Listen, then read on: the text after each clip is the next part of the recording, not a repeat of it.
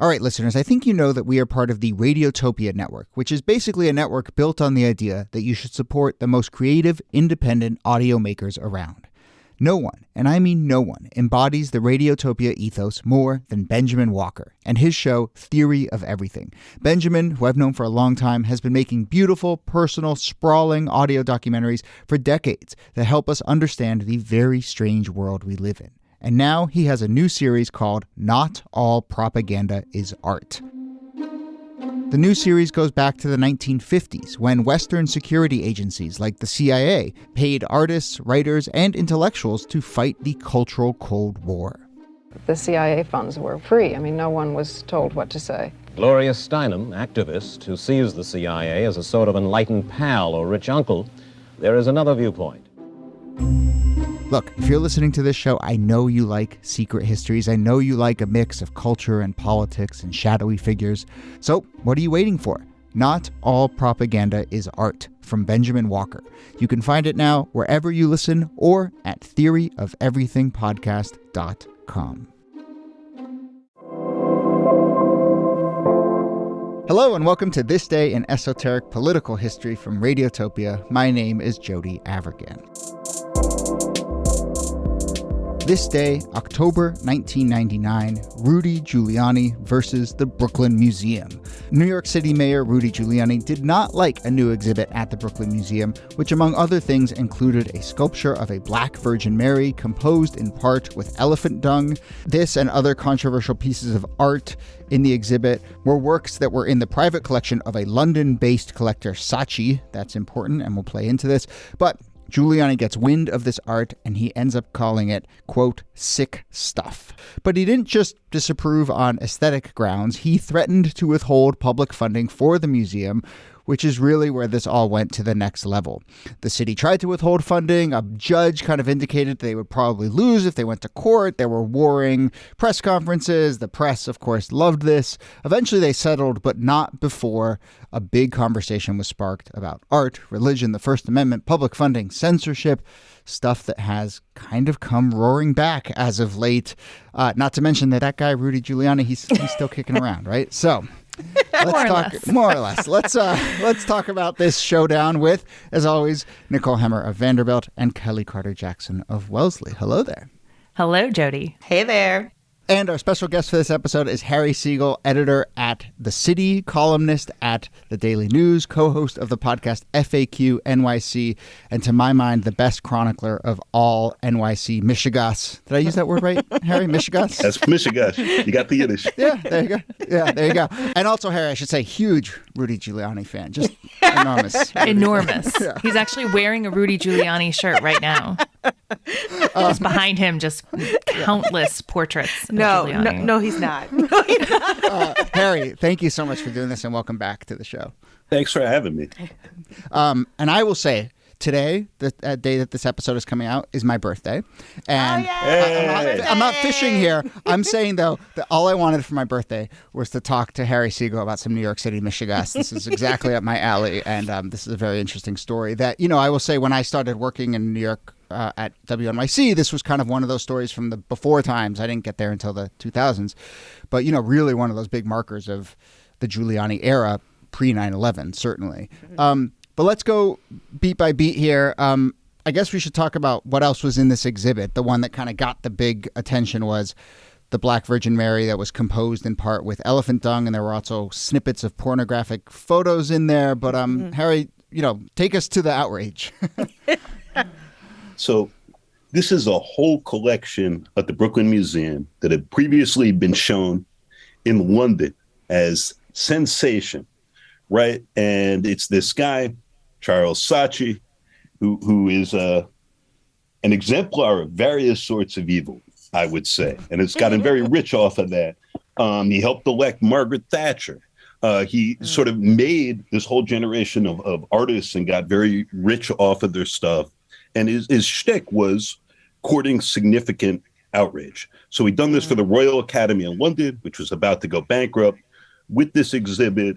So there were also mannequins of children with penises and vaginas for facial features, and a portrait made up of children's handprints of a woman who'd sexually tortured and murdered 5 children. So the show in London was a big hit because of said controversy. There's a new guy at the Brooklyn Museum, Arnold Lehman, who'd come from Baltimore, where he did controversial shit to kick people into coming to museums. And he's doing the same thing here. So these are a bunch of Barnum-type hucksters. One of them... And you haven't even mentioned Giuliani yet. We're going to get to Giuliani. But these people are, let me be blunt, they're frauds. Lehman is asked if he was marketing controversy to sell the $10 tickets, which was a lot for a Brooklyn museum at the time. And he said, we're not denying it, right? They have, before this opens, they're announcing like a parental advisory sticker type warning outside the exhibit. This may shock your sensibilities. Minors not allowed in. It's a hustle. And they meet with the mayor to discuss this. At the time, the Piss Christ painting is at the Whitney. Giuliani said nothing. But there's some context here. Daniel Patrick Moynihan has said he's not going to be running for another term. This is coming up. Giuliani knows this. He's suddenly looking at his national profile. This is for Senate, yeah. When this opens, it's like a free roll for Giuliani, who is the gun-hating, gay-friendly. He ends up not much later in the course of one of his many divorces living, with a gay couple while his wife stays in Gracie Mansion. The mayor's attempt to recast himself for the first time, which, of course, he would do again after 9/11 and when he runs for president in 2008, and who knows what happened to him after that, to say, hey, no, I'm a good member of the right, and to try to situate himself there.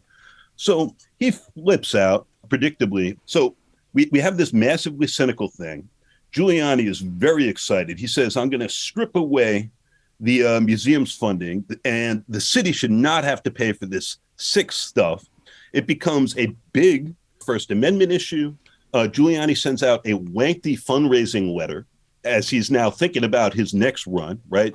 He's a second-term mayor. He can't run for that again. 9/11 hasn't happened. He's not quite a national icon or that sort of thing. And he's looking for fights. And in this letter, he says, I love school prayer, and it should be mandated.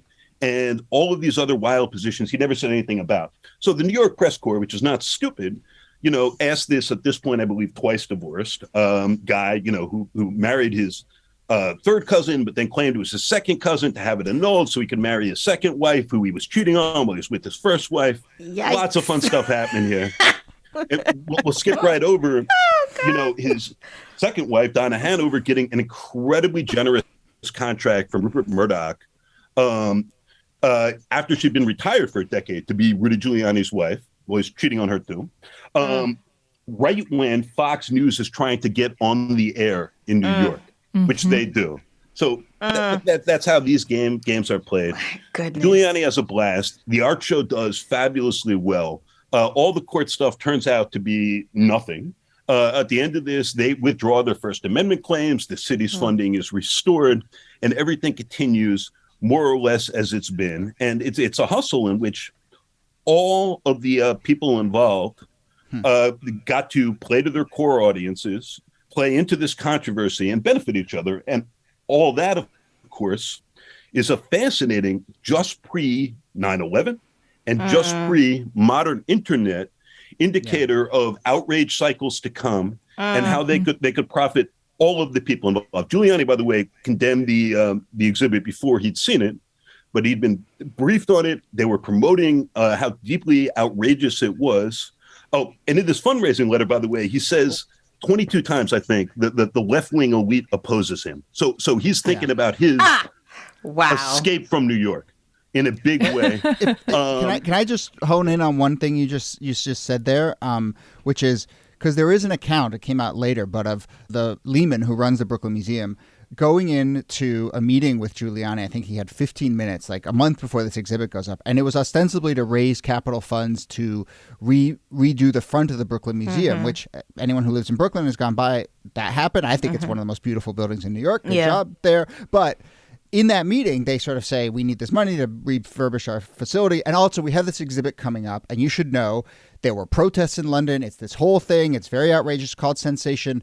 And apparently, reportedly, Giuliani was fine. And he was like, good luck with your museum. We'll get you your funding, get them what they need. He like pats them on the back. And then like a week later, 2 weeks later, they get a call and be like, we're very upset about this exhibit. Giuliani's about to do a press conference in like half an hour. In that press conference, he starts to rail. So, you know, and Nikki and Kelly jump in on this too, but like, I mean, there's clearly a moment of cynicism by Giuliani and calculation by Giuliani as well. Yes. I mean, the fact that he dismissed it, I think, is he probably didn't care. He probably was like, okay, whatever, until the artwork is revealed. And listen, it's nothing I'm gonna put up on my wall, right? Like it's not. If you look at the picture itself, I mean, it has this bright yellow background. It has this dark, almost black skin Madonna with a wide nose and wide lips, almost in a minstrel-esque flavor. It has one of her breasts exposed. It looks like, I don't know if they're lungs or plums or purple booties. I don't know. I'm not quite sure what it is in the background, but it's a lot. You know, it's a lot going on. It's certainly provocative, but yeah, I mean, the way that this explodes, it really becomes sort of a win-win for everyone. I feel like. I mean, the museum certainly gets people coming in to want to see what all the hubbub is about. And then, you know, Rudy Giuliani gets to have his platform and woo conservative voters. I mean, everybody wins. Well, and wooing conservative voters is a real tipping point here, right? Because Giuliani is not coming up with this on the fly. Harry, you mentioned Piss Christ, and this was something that in the Reagan and the Bush administrations had become this big culture war issue. It was that idea that it was the sacred and the profane, that it was a kind of sacrilege, which I think is why the elephant dung Madonna is what gets focused on here, despite all of the other pretty profane and grotesque displays that are part of this exhibit. And what happened? There was NEA, the National Endowment of Arts funding was pulled. There were new sort of morality police at the NEA who looked at all of the proposals to decide who got money and who didn't. And the head of the NEA was forced to resign. So this had been this huge conflagration in culture war politics in the late 80s and early 90s. And Giuliani knows exactly what he's doing because he's just doing this kind of rewarmed culture war stuff as he gets ready for his Senate campaign. So Giuliani says, I don't want any money coming out of my pocket as a taxpayer to pay for this sort of sick demonstration of queer psychological problems. This should happen in a psychiatric hospital, not in a museum. Giuliani is unbelievably cynical. Lehman is incredibly cynical. This is a 15-minute presentation when he meets with the mayor to talk about the museum's $20 million in capital funding. You know, he says in passing, by the way, we have this exhibition coming up, and he like assures them that like a fine art person has personally approved all this art.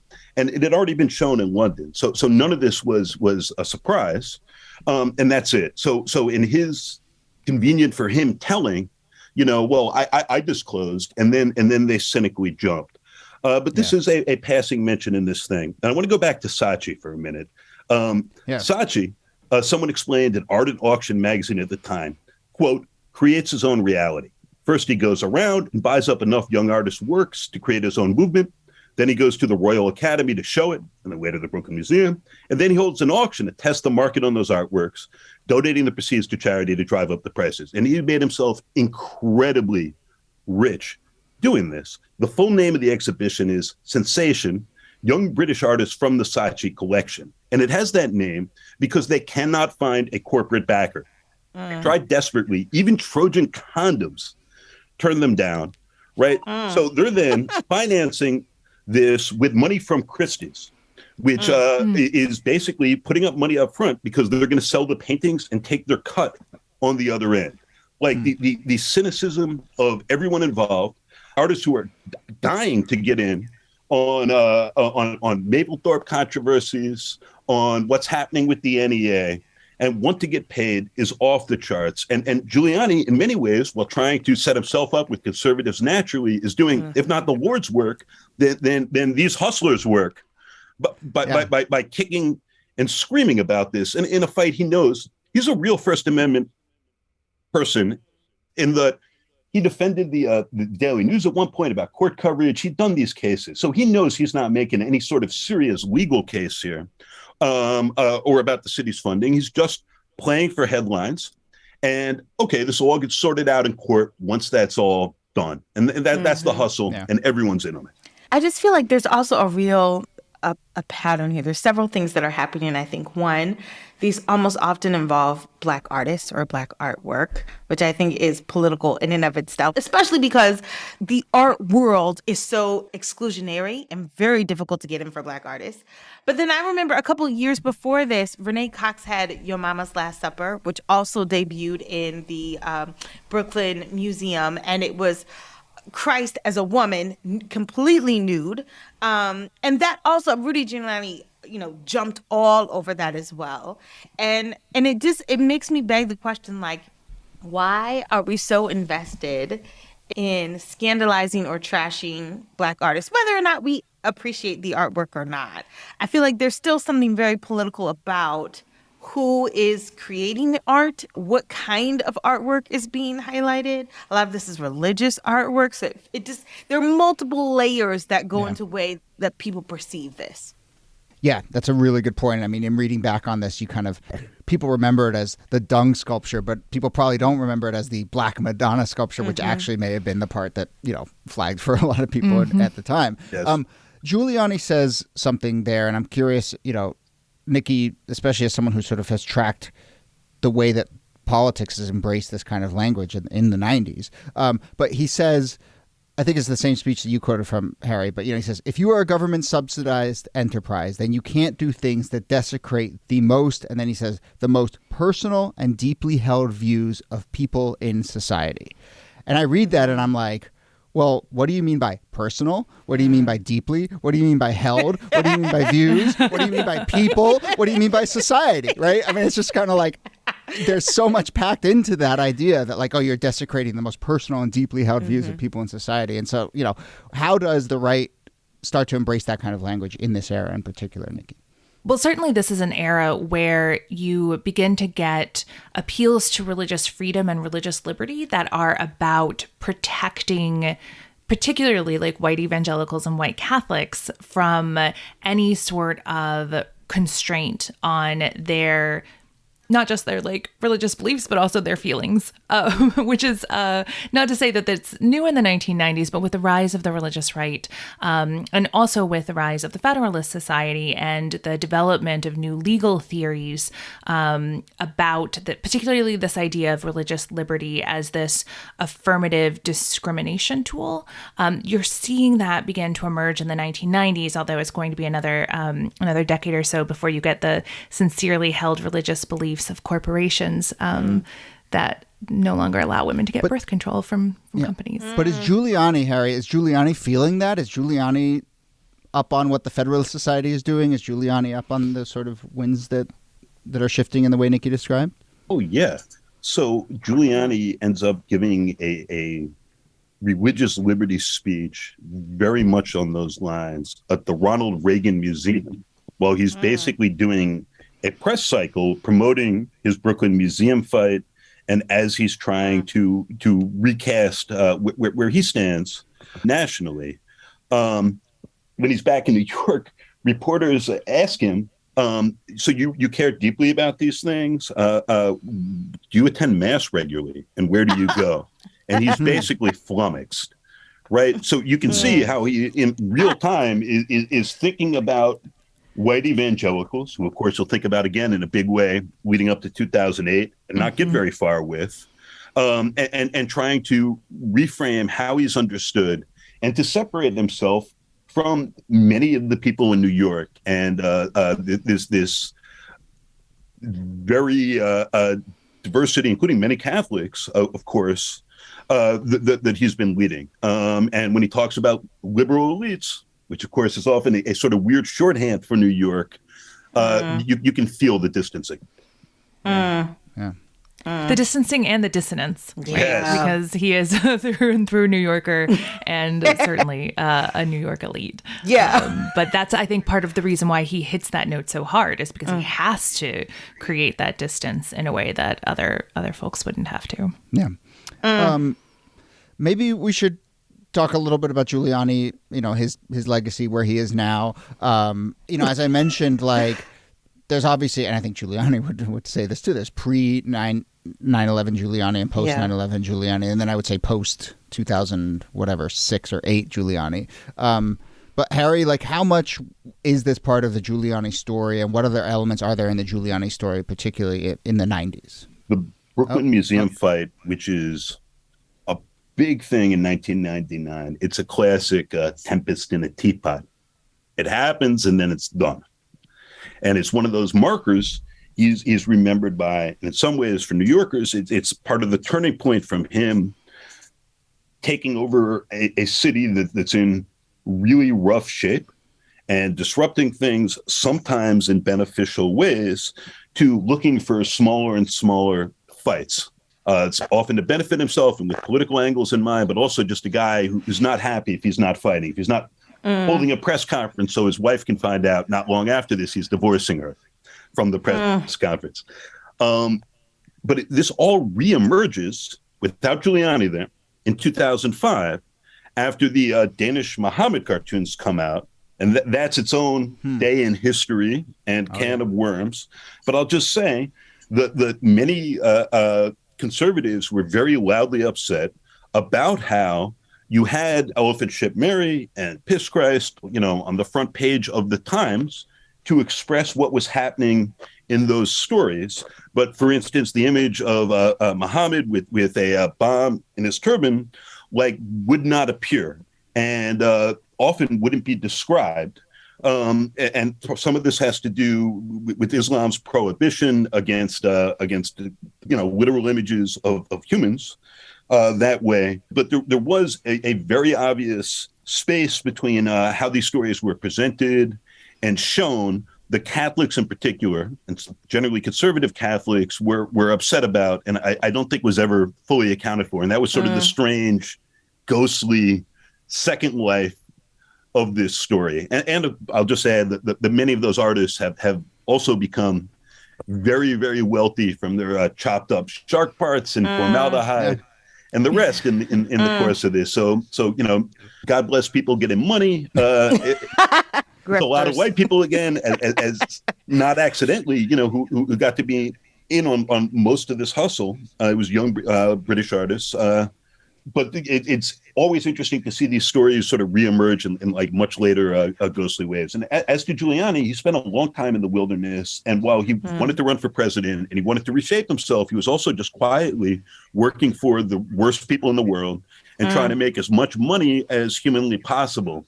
After 2001, as Andrew Kurtzman goes over in his excellent new biography, Giuliani, The Rise and Tragic Fall of America's Mayor, he could have done anything after 9/11, and he set out to get paid to trade off his name and his connections with the Bush administration, which needed him because of how he showed up and reemerged as a figure in the aftermath of 9/11, the immediate aftermath. And he'd done the same thing, by the way, before becoming mayor. So when he loses in 1989 and he resigns as U.S. attorney to run, he spends the next 4 years, as his own later leaked self-opposition report shows up, just working for, some of the most horrific clients and worst governments in the world, humanly imaginable, just trying to make money, really at that point for the first time after a career where he'd been a prosecutor and, getting paid, but not getting paid. Gosh, this is just, it's sad because when I think about, Jody, you asked, what do we think of Giuliani now? And I feel like he is this political punchline. He is sort of a joke in terms of how serious people should take him. And he doesn't have any of the respect or the clout. I think about that press conference he gave where his hair dye is drooling down his face. And it's clear he might be intoxicated. There's a lot about his character now that feels unredeemable. And even for those who are hard and true supporters, it's really difficult to stand next to him. And I want to highlight one thing about kind of him as a lawyer, which I think, it says a lot about his fall that he's kind of the only lawyer that is willing to defend Trump on some of these things, right? But that's how he's positioning himself a little bit too. But there was an article that our researcher Jacob found in which someone from the American Bar Association was described as saying, law professors in New York and elsewhere have been thanking Rudy Giuliani for constantly generating classroom hypotheticals for teaching the First Amendment, which he continues to do, right? At the very least, that's his role in society, is giving us the ability to point to absurd legal theory. But I want to end on that sort of First Amendment question, because this is clearly coming back, roaring back now. Questions of censorship, questions of the First Amendment, how that intersects with government power and government funding.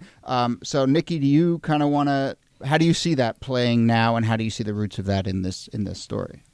The kind of cynicism around the First Amendment is a lot of what we're seeing, I think, and the tensions between wanting to promote and protect a certain set of ideas and a certain set of worldviews that come into conflict with the First Amendment. And you can see that with things like the book bans that are happening, but also in the language that the right uses around the book bans, in which they say, well, books aren't being banned.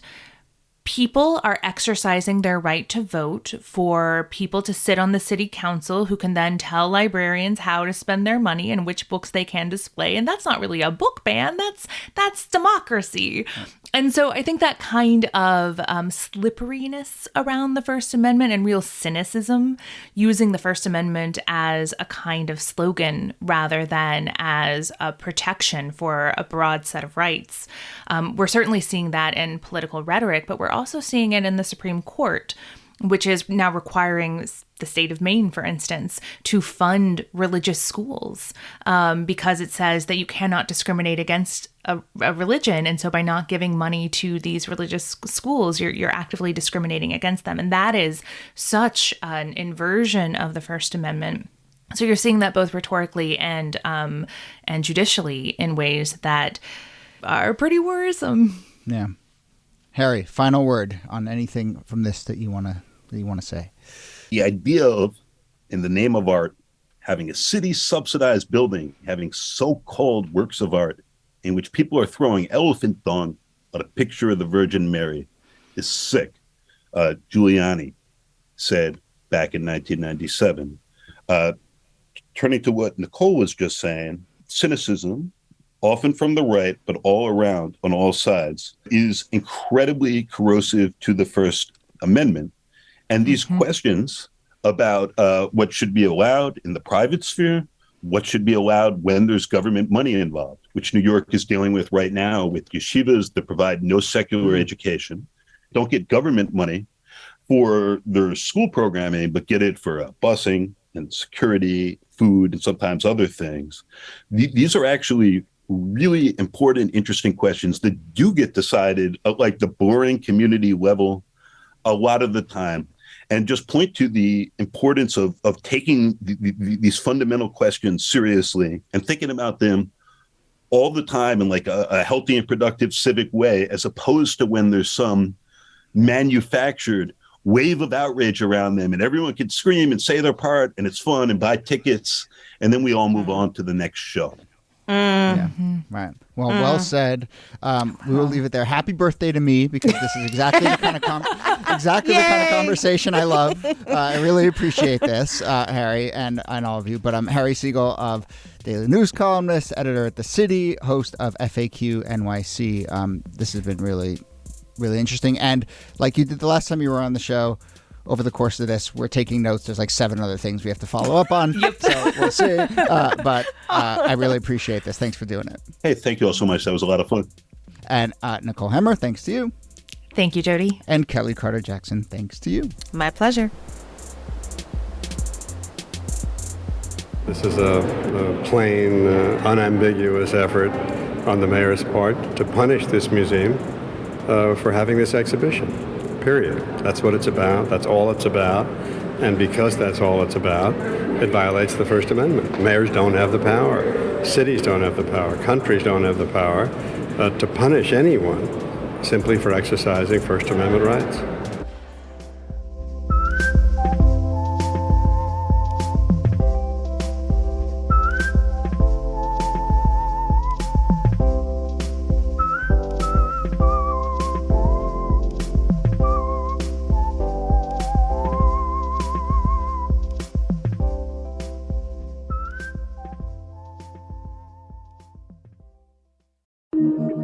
Radiotopia.